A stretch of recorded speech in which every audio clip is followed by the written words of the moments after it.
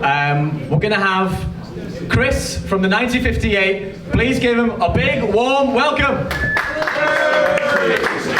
And Steve as well. We can't forget Steve. And we've also got Nick Boom from the board. Boo.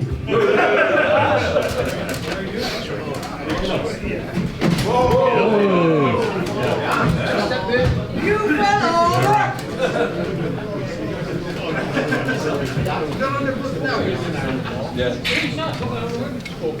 20 years ago, Manchester United were the greatest club in the world. We had the best stadium in Europe, we had the best team, the best youth academy, we had a stadium that wasn't crumbling, that didn't let in water, we had the best Manchester United fan groups that were united, we had the best fanzines, we had the best fan culture, and prices were affordable. 20 years later, it's an important moment. It's the anniversary of the Glazers taking over. So Jim Ratcliffe said they're very nice people.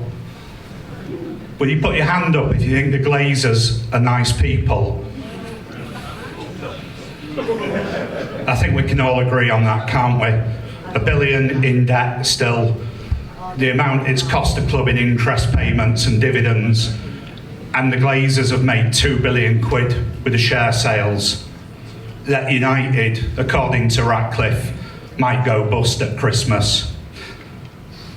I'm Nick Boom. I'm a supporter. I'm a Manchester United supporter and an FC United supporter. Like many, my choice to protest was not giving the Glazers any money. At FC United, we've never told anyone what to do. It's freedom of choice, but we're here and exist as an alternative for United fans who are priced out, who are sick of the ownership of the Glazers, or just don't feel they can go Old Trafford or want to do both. So that's why we exist. The 1958 reached out to us, and I'd like to hand over and they can explain why they've reached out to us. In a moment of unity. Chris, Steve. Thank you very much, Nick. Chris, 958. One of the reasons we started was after the ESL, after what happened, we all know what happened at the ESL, and obviously United fans coming together and stopping the game from going ahead. Got some amazing coverage, I think it went all over the world. But what happened after that is what really disappointed us. There was promises from the Glazers about dialogue. There was promises to speak to the fans. The fans' concerns are in his heart, which we all know is a load of bollocks. And that there was going to be a renewed emphasis on the Manchester United fans, predominantly the match-going fans. So after about 6 months, 7 months of nothing happening, we thought we've had enough. And us guys, I've stood with you guys back in 2005 and before with Murdoch. And me personally, I've walked away a few times from Old Trafford and gone back. But we were really, really annoyed at the fact that there was nothing happening. And Glazer wasn't turning up at meetings, and there was no step forward. Nothing had changed. So we thought we need to do something. We just want to have a go at doing something. And that was just over 3 years ago. And I think one of the things that we've always tried to do is be honest with everybody and open and transparent. At first we were a little bit like, oh no, the last thing we want is that fucking door knocking at 4 o'clock in the morning, which has happened to a few people in the past. But I think we're past that now. I think people know who we are. I think people understand what we're about a little bit more. But predominantly, we're talking about lots of things. I mean, you've all been United fans, and I know a generation has passed, and maybe some of you are FC fans have never been a United fan. I don't know where we are yet with that, and it'd be really good to have a conversation with you guys later on. But there's always a story coming out of that club every week, and it has been since I can remember. And they're never always positive stories. So we decided we wanted to make a stand, and we wanted to protest about this ownership. And also, we got some pretty clever guys that back us up. And we also realised after the European Super League, and obviously not having fans in the stadiums and all those kind of financial implications, that the Glazers were in a situation that they don't invest their money. They use the club's money. As we all know, they use the club monies to pay their debts, to pay their interest, to pay their dividends, to pay their director wages and stuff like that. But they don't invest anything. And United is in such a spurious situation where after COVID, it was going to impact them. Something had to happen. So we wanted to make sure we put pressure on that and see where it led. And obviously, they announced a strategic review, which gave us a little bit of hope that we might remove them completely, they might sell completely. But that hasn't happened. We gave Ratcliffe a little bit of time as well, just to see what direction of travel he was going to go in with the ownership. And I think it's safe to say right now, 12 months down the line, it probably looks worse than it's ever been. I've been in situations with corporate companies where, if the business isn't doing well, new ownership comes in or new investors come in, and the first thing they do is they put people on consultation and they strip the workforce. The difference is, the difference between a petrochemical company and a football club. Well, I don't need to tell you what that difference is, because you live and breathe that every day of your lives, and we all have through generations of our lives, through our families. So we're not a petrochemical football club. We're a community asset. We're a community football club. So for us, we've protested. We've always stuck by our guns. We've always said it as we feel. We've always had the courage of our conviction. We've always decided to whatever we said we'd do, we've done. Be it with 10,000 people, 15,000 people protesting, and we've done protests in the pissing rain with 10 or 12 people. It doesn't matter to us. If they're going to come with us and stand with us, and they feel passionate enough about what they believe is right for this football club, we'll stand with one person. We'll stand on our own. We don't care. You know what I mean? But it's all about the people. It's all about their legacy, their thoughts, their love for the football club, and we'll continue to do that. The reason for us approaching FC is that one thing this ownership thrive on is division in the fan base, and division throughout all the supporters groups. I mean, we know they've got supporter branches that fear that their ticket allocations might get reduced time after time, which is happening. It's all happening, and all these new ticket rules are having impacts on the supporters branches, and the ridiculous stealth price hikes for the OAPs at Old Trafford this season, which is just outrageous. Absolutely outrageous. So there's lots of things to be done other than just, right, everybody, let's get on the street and walk, march down Warwick Road, down Talbot Road, and go and have a tear up outside the ground. So we believe that unity is the best way to be able to enforce what we believe is the right treatment for fans and fan culture. And why not reach out to the ones that have been there and done it before and walked away 20 years ago? And irrespective of how angry you were or how passionate you were or what you believed in, at that moment, you had to pull yourself away from something that you'd loved all your life. And why not speak to those people? Why not try and understand? We all know what we've heard. We all know what we talk about in the pub when FC is mentioned. We all know what people say in the terraces at Old Trafford. But why not go and actually speak to the people and try and understand a little bit better what it's about? And it was really... Sorry, Steve, I'll let you in a minute. It was really interesting because, we met for a couple of hours, and we probably could have gone on for another couple of hours, because in the end, the common theme was we all don't like the ownership. And we all had the same feeling of, it's not getting any better. So why not see what we can do with regards to working together, days like today. This felt perfectly for us and for FC, and obviously it's your 20th year as well, so why not? It's been 20 years, but why not? Why not start now?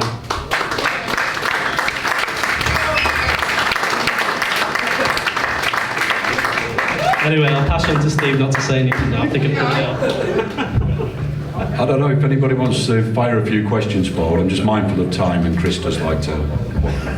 I'll just start off, and then if there's any in the audience. But one thing that I'm sure gets levelled at you is the protests are a very visible kind of image of trying to do something. But ultimately, how do you think your campaign will develop from just kind of marching up to the ground?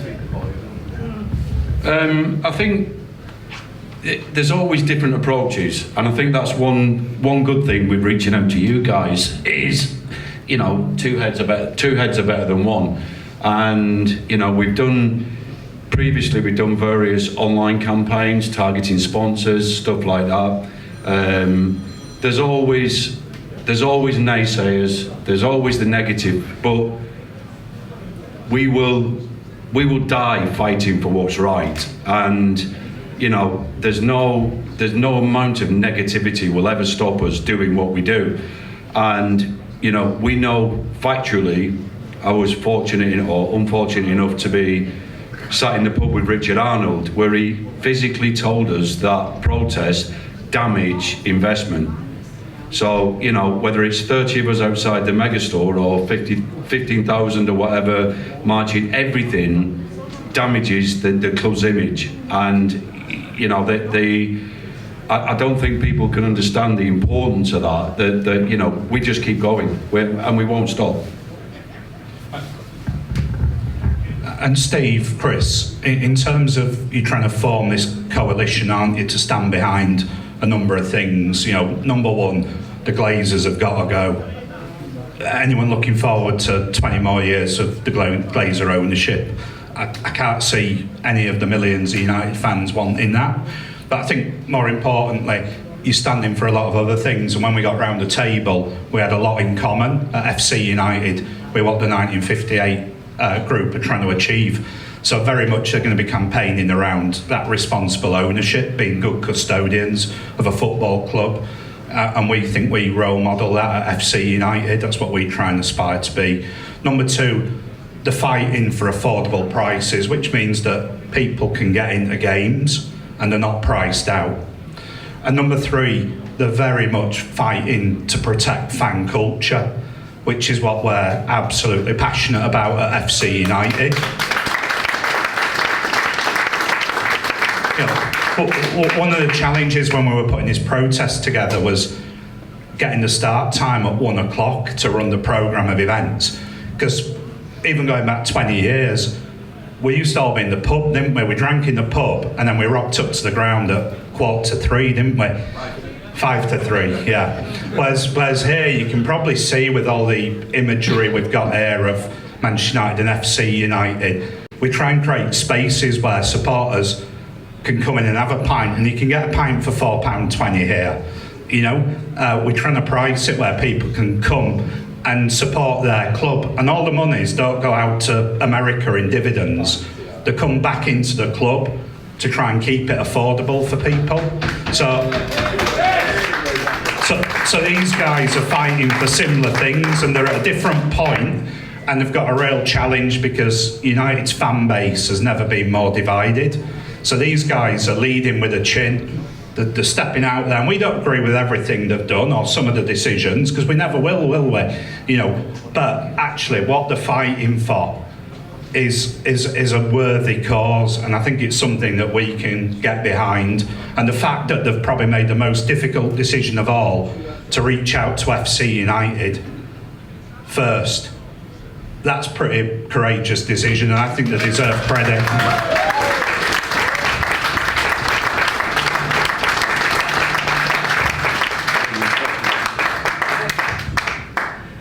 No, I agree completely with what Nick's just said, and it is about, you know, fan culture, you know, terrace culture. You know, we've seen that deteriorated over the last 20 years at Old Trafford. You know, with the type of I don't particularly have an issue with a club wanting to make money. I don't mind that, and how they want to make money. It's when it's to the detriment of the match-going fans that have been going for decades. You know, all their life, the local community, when it has an impact on that, and the people that turn up on a fucking Tuesday night against Barnsley at home in the cup, you know, I mean, they're the ones who should be looked after, and they should be ring fenced. So we believe that unity is the way forward. We're going to have a go. We're going to see if we can get these fan groups to come together, just under a statement or a charter that's just some common ground that we can all support, and something that the club knows. Because one thing we struggle with at the moment is the fans forum and the fans advisory board that are in places at Premier League clubs. And you know, everybody who's on these advisory boards and on these forums, you know, they have the best intentions to try to do the best for Manchester United. But if you've got some owners that are turning around and just telling you what's going on, you're shouting if there's no repercussion, you're shouting in a dark room. You're shouting in a dark room. You come out of that room and go, right, what can I do about this? Well, actually, you can't do fuck all about it because you've got no support, you've got no backup, and there's no action be done. There's no repercussion to that. If we can unify the Manchester United fan base across all groups, can you imagine how powerful that is? That is a repercussion. That is a reaction that the club won't like. When they want to show everybody in the world that it's a fluffy utopia at Old Trafford, we'll show them that it isn't. And they don't like that. They really don't like that. Sponsors like that because it can reduce the amount of money that they can give the club. We like that because it reduces the amount of money they give the club. And then they have to listen. So that's a little bit of the thought process about what we're trying to achieve.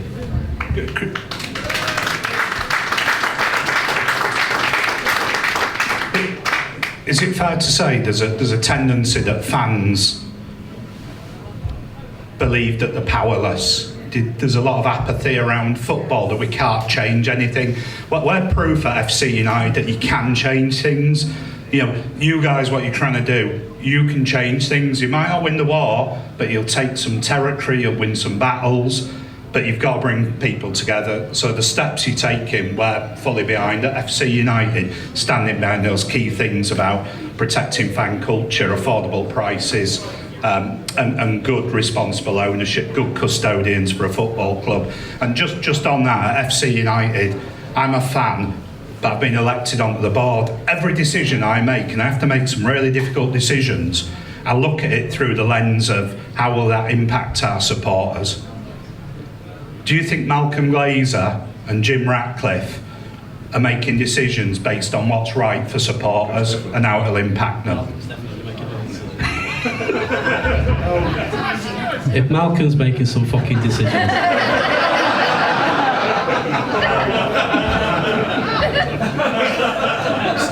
Still back in 2005. Can we throw it open then? Yeah. So, is any questions from the floor? I don't know if Baz, will you just run the microphone around? Oh, Paul. Any questions? Fucking hell, right.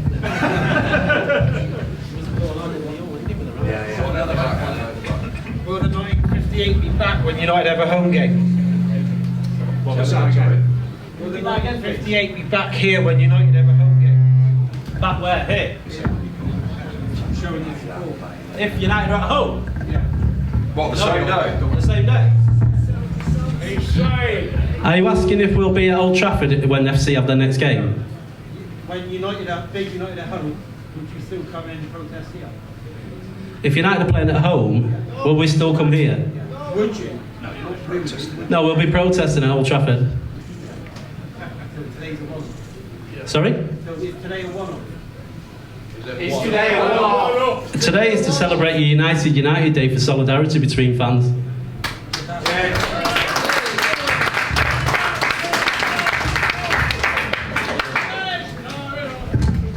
Any other questions?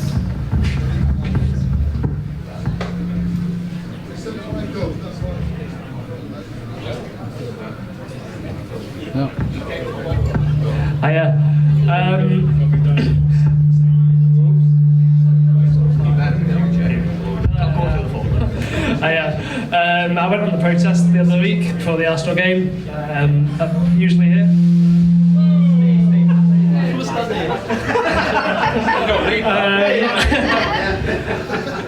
I guess after the protest, a lot of people went into Old Trafford, as was their choice. But would you ever consider calling for a boycott of a match? The $1 million question. It's not possible. We've tried stay-outs against Villa, and the problem you've got, we probably had 3,000 people stayed out. It was a live televised game against Villa. We marched from the town centre, basically closed the whole of Manchester to Old Trafford, and about 3,000 stayed outside. The problem you've got is that optically it makes absolutely no difference whatsoever. If you go in late, it can be blamed on late arrivals, whatever. If you leave early, the team are losing, probably. And you know, so the reality of the problem we've got is I hate this terminology, but the tourist fans far outweigh the legacy fans, numbers-wise. You will never get somebody, and I respect it, you'll never get somebody that's travelled halfway around the world to come to a game to not go to a game. There's the logic of staying outside because it'll hit the Glazers financially. Well, it actually doesn't, because to stay out, you've got to have bought the ticket in the first place, so that doesn't really work. Do you know what? In an ideal world, yes, we would, but you've got to pick your battles and understand who you're working with. And you know, our next project, I think probably one of the most impactful we did was the sit-in, and we will be running another one of those. I don't think everybody knows yet, but you do know. The City game next weekend, we're going to do a sit-in against, for that one, a sit-in protest. Just to add to what Steve just said. Sorry, Chris, the game kicks off at 3. So. Anyway, just to add, we did our first attempt to empty Old Trafford against Brentford, and we had a 73-minute walkout, which was 17 minutes before the end of the game. The Glazers had been charged for 17 minutes. And you know, we got a banner up, we had a few flares that went off, and we went outside and we stood at the end of the Munich tunnel, and like there's loads of fans coming out and loads of fans walking out, and we're high-fiving and cuddling and everything, you know, it's been a great success. Couldn't wait to get home to watch it on the telly. Went home, watched it on the telly, couldn't see any difference, because it's such a vast stadium, it's huge. You know, if people are leaving their seats all over the place, it makes absolutely no difference. But to us, there's people coming out in droves. So that moment then said to us how fucking monumental this would be if we could actually do it, and what a hard task it is to do. But going back to our unity, attempt to bring a unity charter or statement together, you know, if we can get more fan groups to share a common ground with us, and you know, share the values that we're looking to try and achieve, maybe we can do that. Maybe we can do a quadrant or a block or a, you know, upper tier Stretford end or lower tier Stretford end or something like that. The other problem you have is now when you sell your ticket back to the club, they'll just sell it to fucking anybody, so that they're not going to move.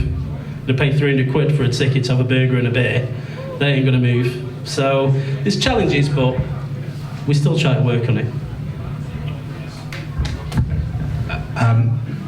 Chris, Steve, thank you for showing the courage to reach out to FC United.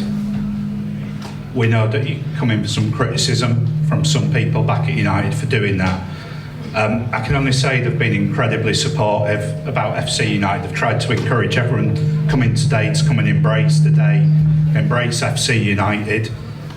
Look, some people might just give it a go and they might go, do you know what, I'll come back. That might be when United haven't got a game, or for some others it might be because they're going to get priced out and they can't afford the season ticket over the coming seasons, or just because they want to support both. And I'm sure Chris and Steve will be back again. We're building some bonds between us, and we might do some other things together in terms of protests and stuff going forward. But I just want to thank them. We've got a press conference at 2. We've got the likes of ITV here today, BBC, Guardian, Observer, MEN. So we're going to have to push off. But thanks to Steve and Chris for speaking to everyone.